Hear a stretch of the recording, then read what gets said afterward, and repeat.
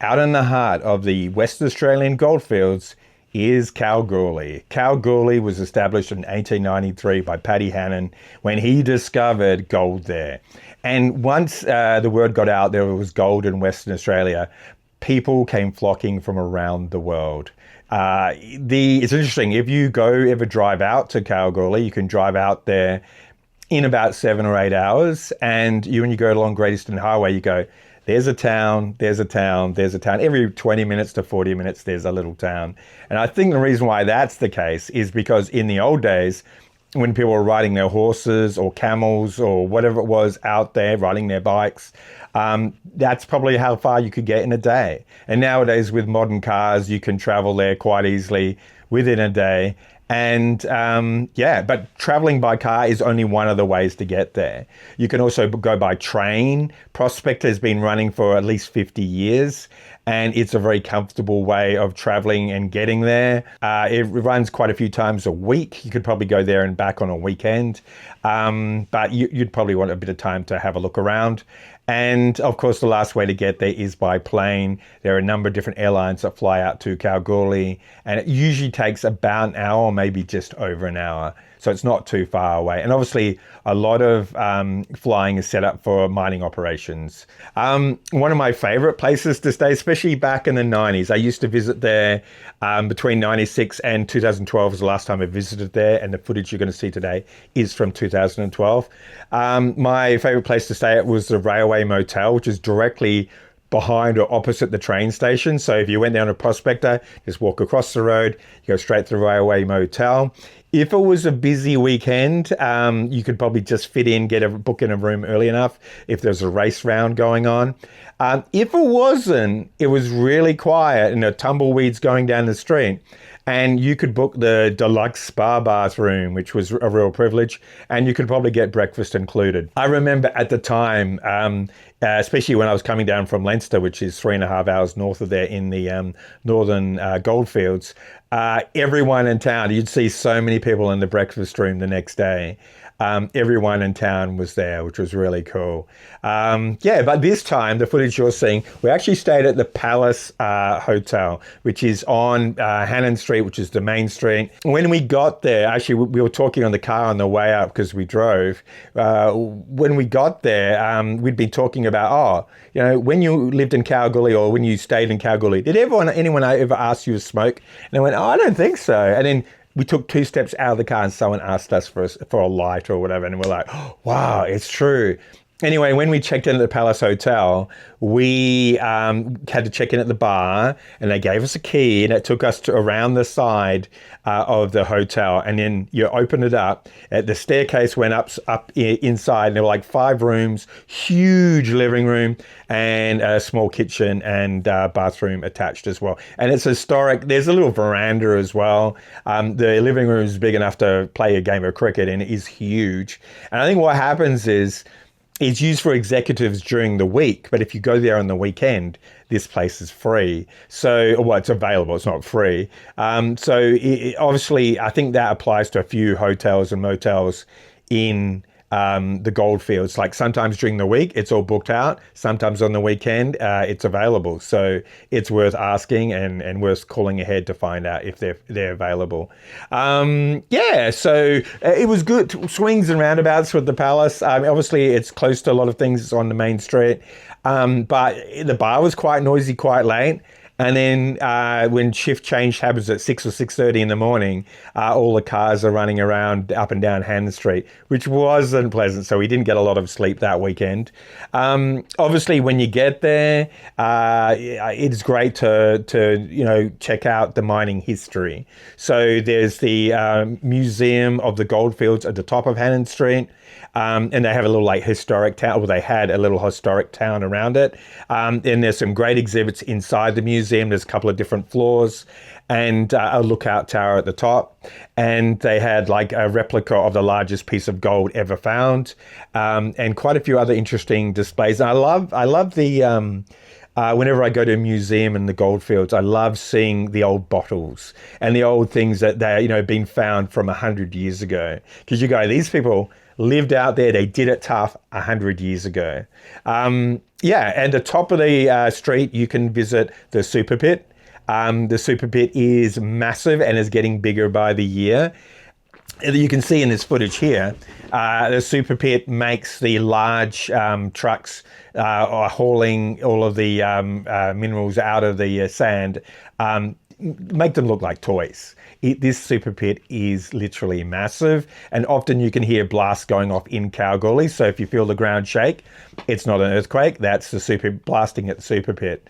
One of the things you do see when you look, if you could look closely, I don't think you can see it in this footage, but if you look closely, you can see the old shafts where the old mines used to be. So they're tiny, they're little kind of windows down the bottom and along the sides of the walls. You can see where the old shaft used to be.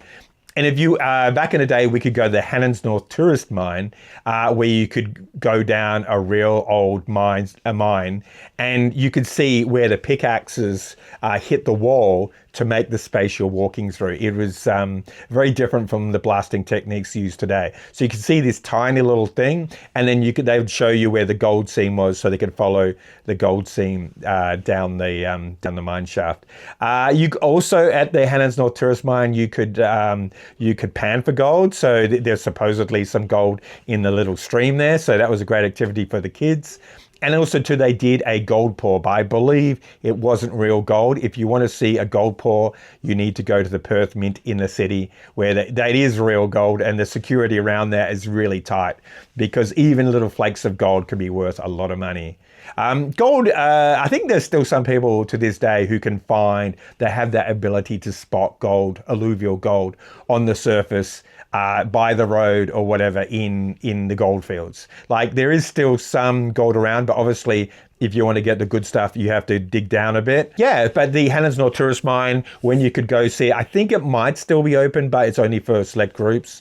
It was interesting to see. The other historic things I loved doing back in the day was you could visit the Boulder, you could visit Boulder. Kalgoorlie is a twin city, and Boulder has this beautiful town hall. And also there was the Loop Line Railway. The Loop Line Railway was this cute historic railway train that left from Boulder train station, and it went out towards the open pit. But as the open pit's gotten bigger, I don't think the railway runs anymore. Obviously, when I was living in the goldfields, something I would do is I would go to the movies, the Orana cinemas there. There's 3 of them.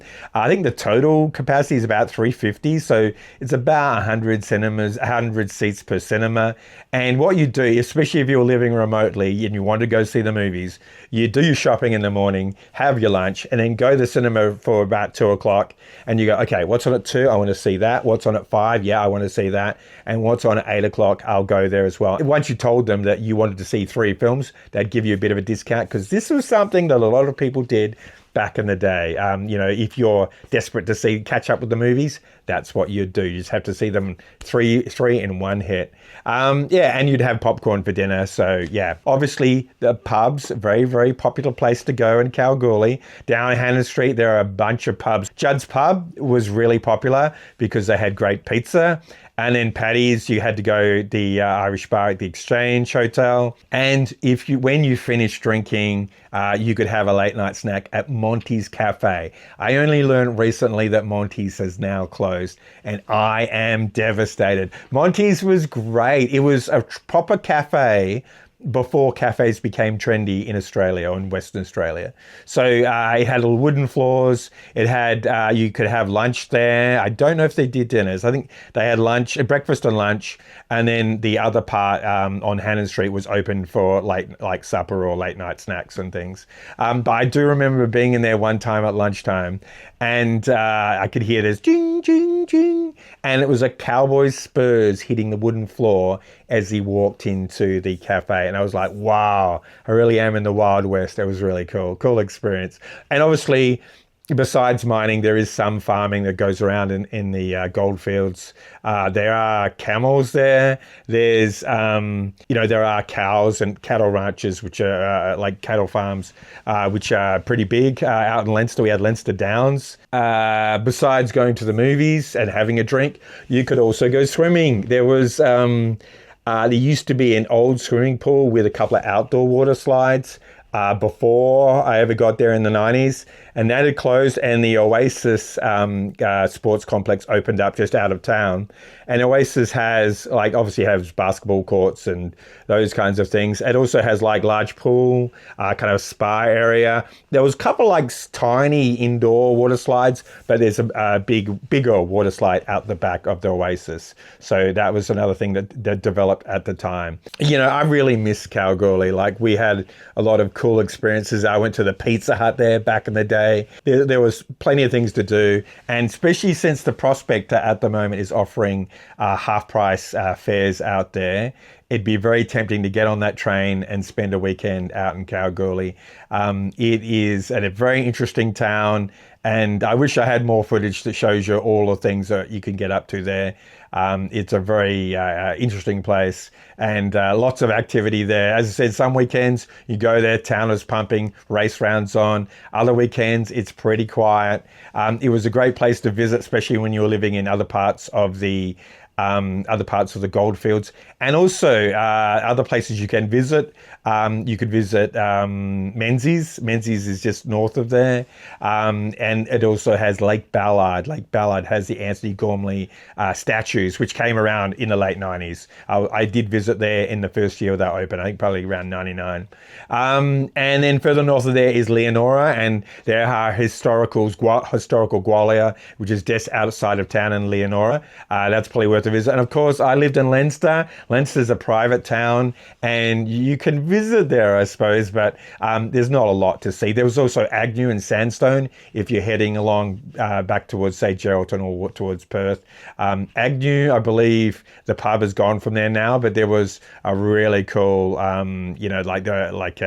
tip out there, like an area where you'd go find the old blue bottles and the other things you could out there too. So, and if you went south from Kalgoorlie, you would then go to Norseman and then down to Esperance. A lot of people from the Goldfields holiday down in Esperance because that's their closest beach. So that's all of my recollections from historic Kalgoorlie. I hope you guys get a chance to visit there one day, because I do find that place fascinating. It is a really interesting place. It's got a lot of the old buildings. Hannon Street is so wide that a camel train could turn around in it. It's definitely worth a visit if you're coming to Western Australia. My name's Ian. This has been All the Old Things, and I'll catch you next time. See you then.